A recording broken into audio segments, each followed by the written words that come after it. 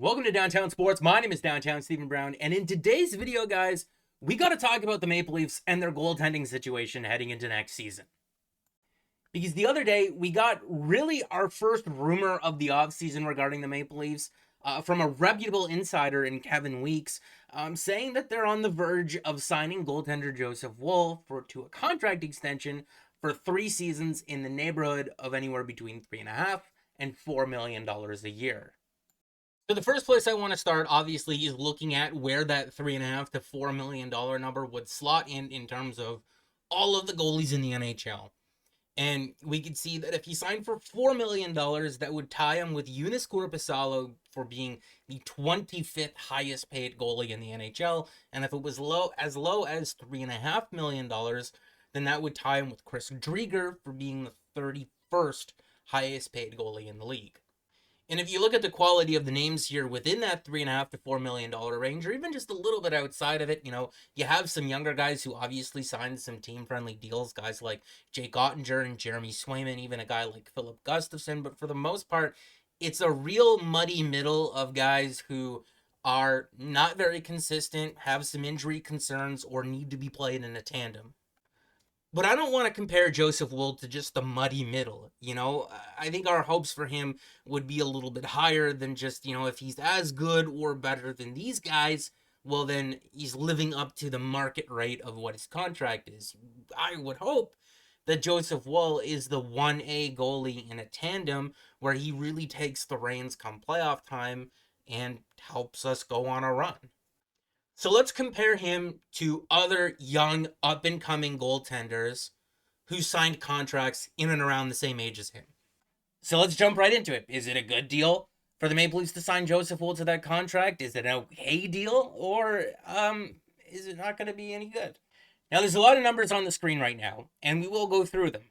But in looking at other goaltenders who have signed contracts in and around the same age of Joseph Woll, for similar type of money and term, there's some pretty good names on this list.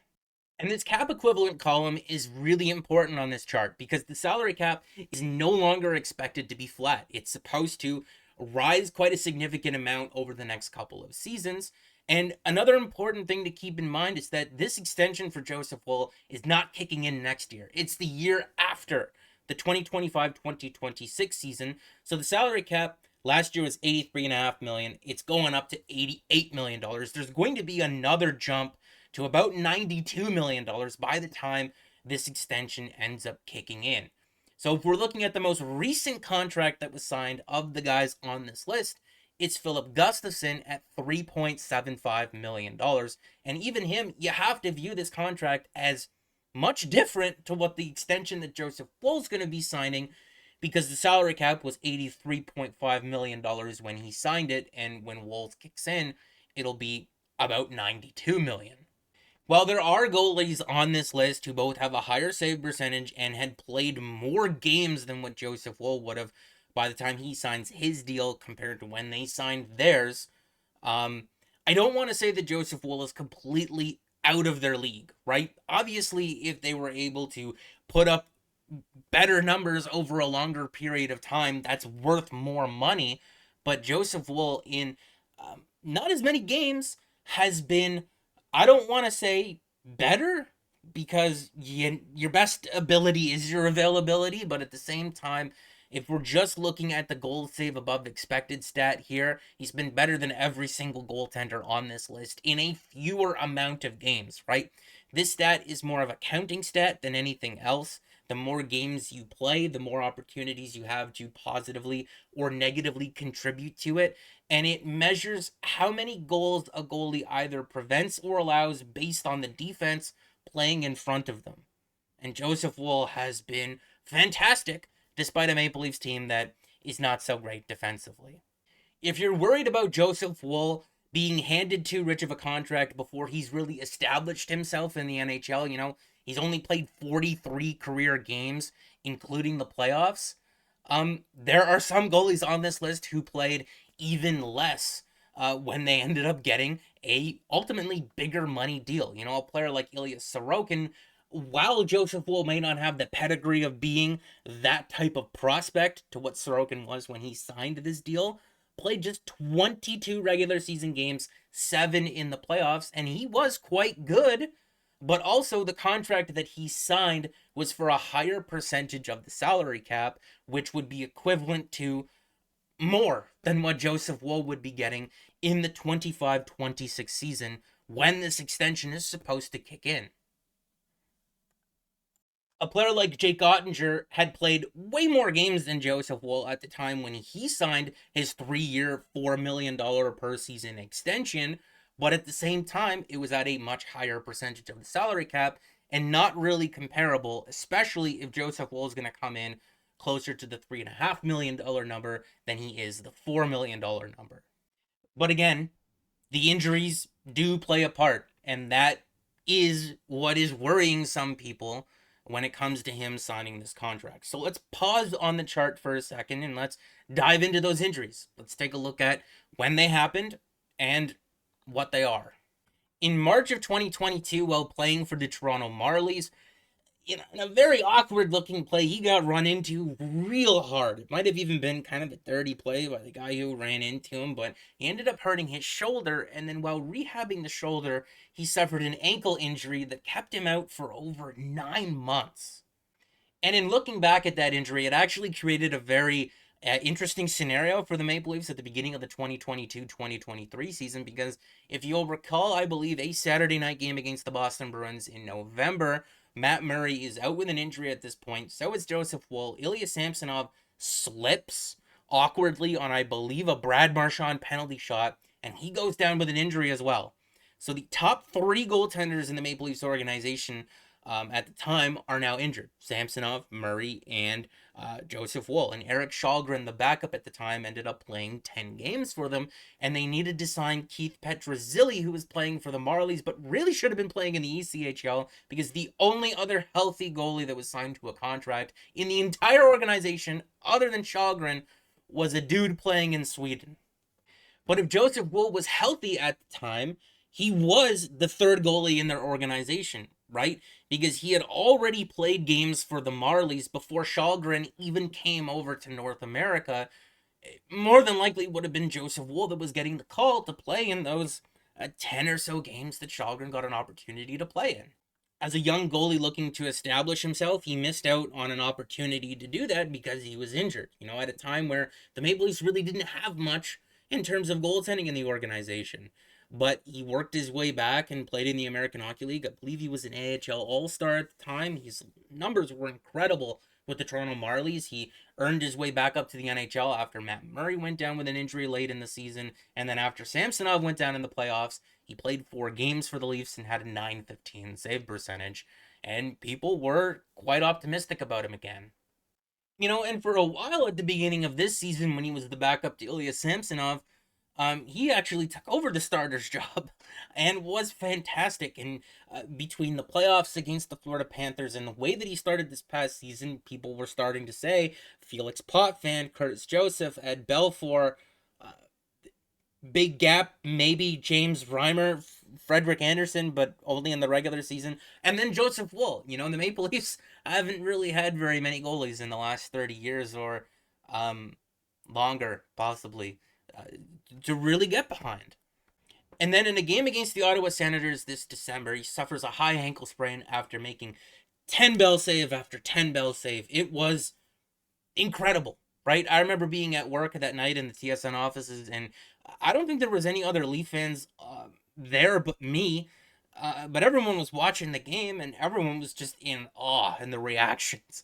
I think he robbed Vladimir Tarasenko of a couple of goals that night. There was a couple of breakaway opportunities, a couple of one-timers. It was just great, and then he collapsed. The Leafs' shoddy defense broke him. And then after he came back from that injury, the numbers were not so good. An .890 save percentage in 10 games. He was the clear backup while Samsonov had come back from going through waivers, and he was actually quite good from about January to the end of the regular season or so. But then at the start of that Boston series, he wasn't good anymore, and we didn't know what we were going to do, right? We thought it was going to be a very short series, and Joseph Woll came in and was just about the only reason why that made it 7. And if not for a diving save across the crease with 2 seconds left in a game they were up by 2 goals, maybe he makes that poke check on David Pastrnak in overtime. I don't know. Brad Treliving said it the best that he possibly could. I've got faith in Joe, right? Because we looked at the numbers. He's great when he's in there. But the biggest question about him is that he's getting injured a lot.